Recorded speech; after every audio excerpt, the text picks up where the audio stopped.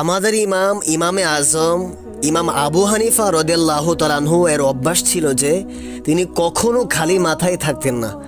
হযরতে আবু দাউদ তাই রহমাতুল্লাহ আলাইহি বলেন, আমি ২০ বছর যাবৎ হযরতে ইমাম আবু হানিফা রাদিয়াল্লাহু তাআলা আনহুর খেদমতে ছিলাম। এ দীর্ঘ সময়ে আমি তাকে একাকী বা সমাবেশে খালি মাথা ও পা ছড়িয়ে বসতে কখনো দেখিনি। হযরতে আবু দাউদ তাই রহমাতুল্লাহ আলাইহি আরও বলেন, একদিন আমি ইমামে আজমকে জিজ্ঞেস করলাম, আপনি একাকী অবস্থায়ও কেন খালি মাথা ও পা ছড়িয়ে বসেন না? তিনি জবাবে বললেন, একাকী অবস্থায়ও আল্লাহর সাথে আদব রক্ষা করা চাই এবং সেটা খুবই জরুরি ব্যাপার। আমাদের ইমামে আজম আবু হানিফা রাদিয়াল্লাহু তাআলা আনহু শুধু ফিখের ইমাম নন, বরং তিনি হাদিস ও তাকওয়ারও ইমাম। আজকাল আমাদের মধ্যে অনেকে খালি মাথায় নামাজ পড়ে, অথচ এটা আমাদের ইমামের নীতি বিরোধী।